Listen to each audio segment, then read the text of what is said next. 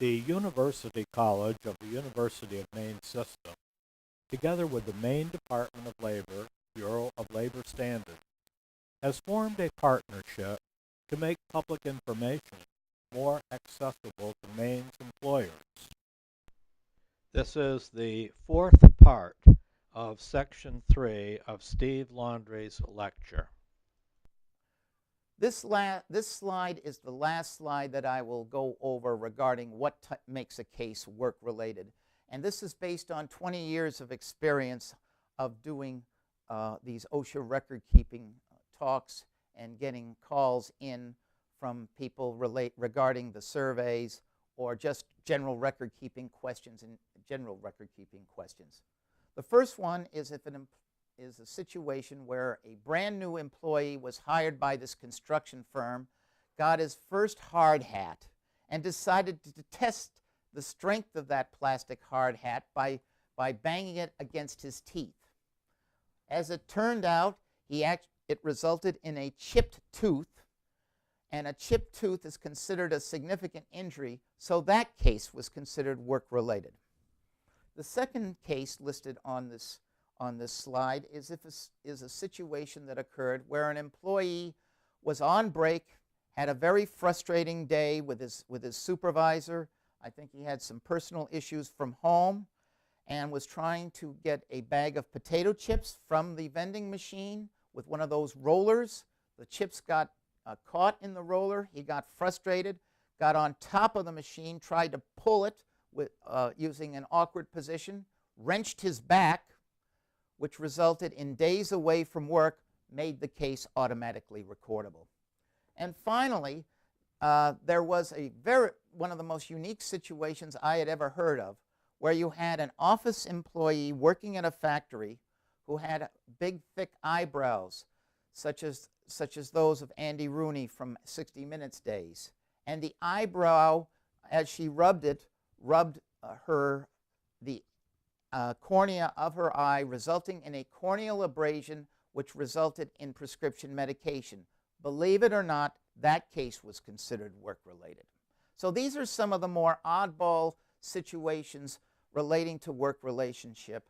And again, as I mentioned at the beginning, OSHA has an extremely broad definition of what is considered to be work-related, different from that from workers' comp. Going back to our flow chart from 1904.4, we have now made the determination that we have a work-related injury or illness. The next issue is whether this case is considered to be a new case. The next couple of slides I'm going to be going over what is considered to be a new case. OSHA defines a new case as one of the following. Either the employee had not previously experienced a recordable injury or illness of the same type to the same part of the body, which is pretty obvious. If the employee had never had that injury at all before in their entire life to that part of the body, quite obviously that would be a new case. Or the employee had recovered completely from an incident in the work environment causing the signs or symptoms to reappear. Please highlight that phrase, recovered completely. OSHA defines recovered completely in a very interesting manner. Their definition of recovered completely is the following. An employee is recovered completely from a previous injury or illness when he or she is fully healed or cured. I know that's a little funny there. Basically, you as an employer must use the best judgment based on factors such as the passage of time since the symptoms last occurred and the physical appearance of the affected part of the body. If the signs and symptoms of a previous injury disappear for a day, only to reappear the following day, that is strong evidence that the injury had not properly healed. You as an employer may, but is not required to consult a provider, a physician or licensed healthcare professional. If you do, then you must follow the provider's recommendation. And if you get recommendations from more than one provider, you take the provider who is more authoritative. The bottom line in determining whether a case is a new case is if there is a medical opinion regarding the resolution of the case, the employer must follow that opinion. If an exposure triggers the recurrence of symptoms, it is a new case. However, if the signs and symptoms recur in the absence of exposure, it is not a new case, and if necessary, update the old case. This applies primarily to long-term chronic illnesses such as cancer, silicosis, asbestosis, where they don't use the term fully healed or cured, where the person is actually, they talk about in remittance. In that situation, if if the employee has a work-related case of asbestosis or cancer and comes back to work but then goes out to work, there's no new exposure or anything, you would update the old case. We have now made the determination that we have a work-related new case. The final and most extensive part on the issue of whether to add a new case to your OSHA 300 form is whether this case meets one or more of the general recording criteria. 1904.7 goes into the details as to what makes a case OSHA recordable. At the very beginning of 1904.7 is a general recording criteria, and it is as follows.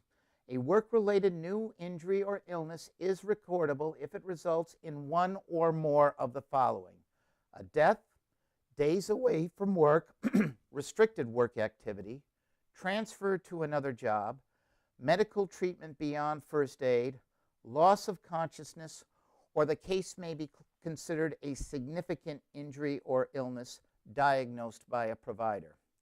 I will be going into details on each of these points, except for the death, that's pretty obvious, for the next few slides.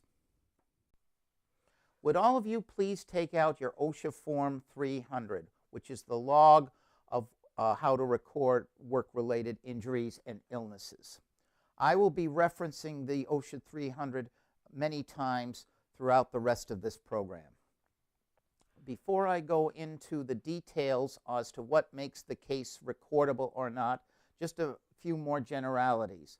First off, when you are counting days away and or days restricted, columns K and L of the OSHA log, be sure to count the whole numbers of calendar days, 1, 2, 3, etc. No fractions, no decimals, no 0.2, 0.5, no halves or quarters. They must be whole numbers. And for days away, you count the whole number of calendar days the employee was determined to be unable to work.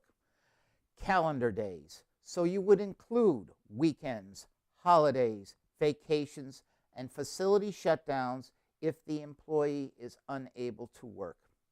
Now, the final bullet of this slide is very, very important, and that is this. The determination of the employee's ability to work is made by a provider or in the absence of a medical opinion. Repeat, in the absence of a medical opinion, it is the employer's responsibility. Continuing on with the discussion on how to count recordable days, be they days away or days of job transfer restriction, in columns K and L of your OSHA log, there is a regulation in the OSHA standard that allows you to cap the total number of days away and or days restricted to 180. It is actually the sum of columns K and L.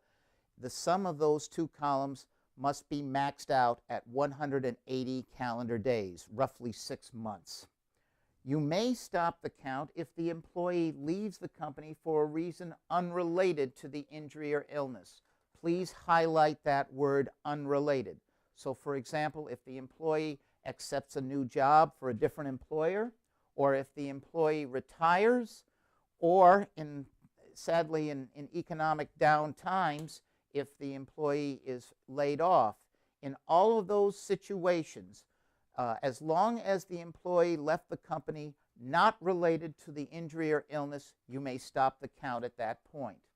However, if the employee retires or leaves the business in part due to the injury or illness, then you must treat that employee as still an employee of yours and continue to count the number of days away plus days of job transfer maxed out to 180 calendar days.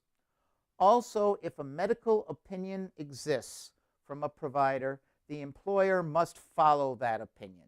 So if a doctor recommends that an employee be kept away from work, but the employee still comes in, those are still days away from work. Also, if a provider recommends that the employee be kept on some sort of restricted duty as defined by OSHA, those days must be considered to be restricted work.